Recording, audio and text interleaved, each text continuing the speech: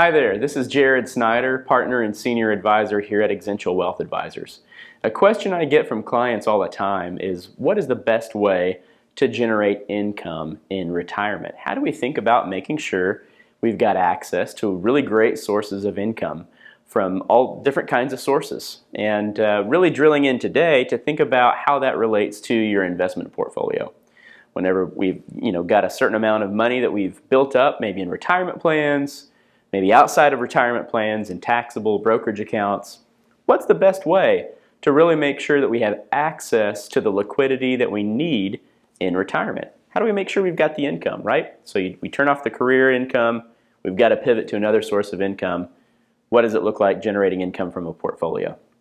So foundationally, one of the things I think is really important when we're evaluating income is to make sure that we're being tax efficient in how we're generating income. Right now we're in a time period here politically in the U.S. where there's a lot of focus on where tax rates might go. So right now tax rates are relatively low from a historical standpoint. There's a chance, we don't know what's going to happen, but there's a chance that tax rates could in fact go up.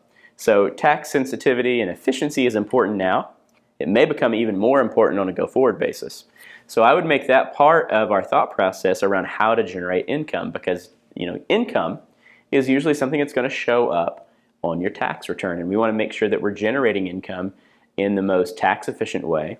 And then we want to make sure that the way that we're generating income isn't elevating one set of risks at the expense of another sort of risk. So a lot of investors, whenever they think about income from their portfolio, they'll tend to focus on dividends, or they'll tend to focus on high yield investments. And so let's say, just as an example, if you need to withdraw 3 or 4% out of your portfolio in a given year to cover some living expenses or whatnot, a lot of investors would sit there and say, okay, well, let's just go find some stocks and some investments that are yielding 3 or 4%. We buy those, we get our 3 or 4% dividends or income, and we go down the road. And while that can sound really good in theory, whenever we're in a really low interest rate environment like we find ourselves in now, that can create a unique set of challenges to go find a diversified group of investments to help you accomplish that goal of being really income focused.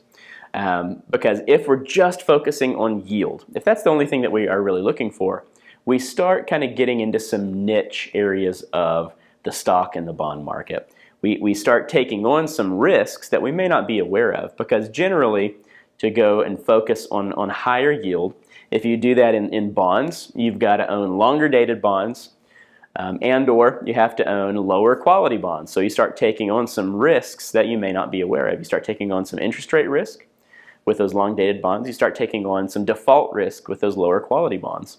And then if interest rates move up, your bonds are not going to be as valuable with those longer dated bonds. If the economic cycle starts to turn south, some of those lower quality, maybe junk bonds, you might see some defaults in that bond portfolio, and you might lose some money, which is never ideal, right? On the stock side, if we're really focusing on yield, you may start focusing on things like BDCs, business development companies. You might start focusing on high yield REITs, or certain sectors of the economy like utilities, where they'll typically have a higher yield.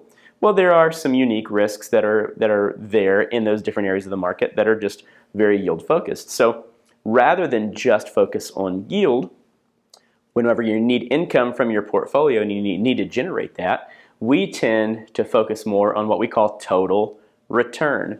Total return is made up of two things. It's made up of your dividend yield that you get, if we're speaking in terms of stocks, you have your yield on the stock, and then you have your capital appreciation.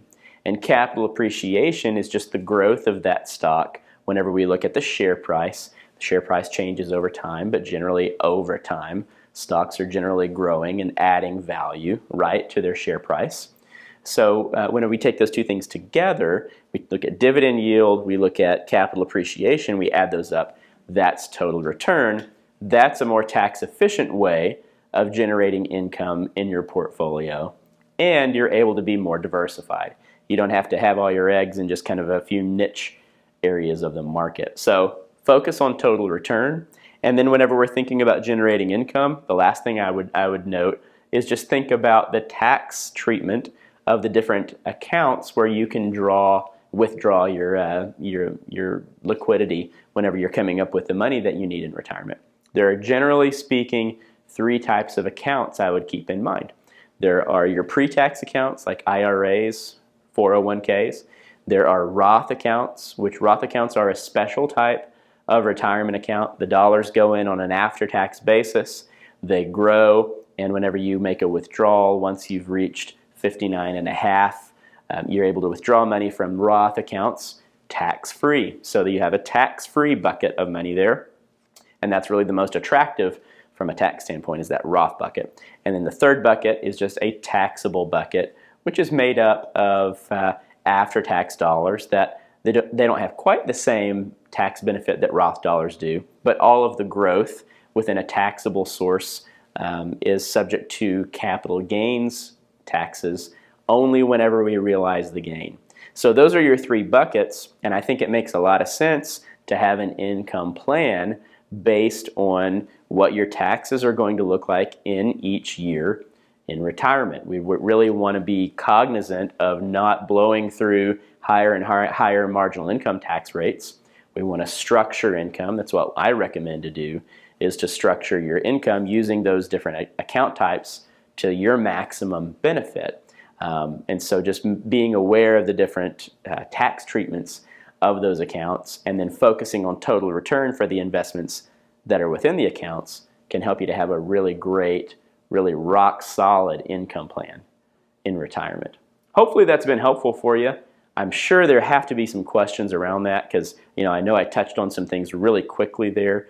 Reach out to me, give me a call your advisor at Exencial, or reach out here, and we're glad to be a sounding board for you to help you make great decisions around what your investment portfolio needs to look like to generate that income, whether that's now or in the future. Thanks. Have a great day.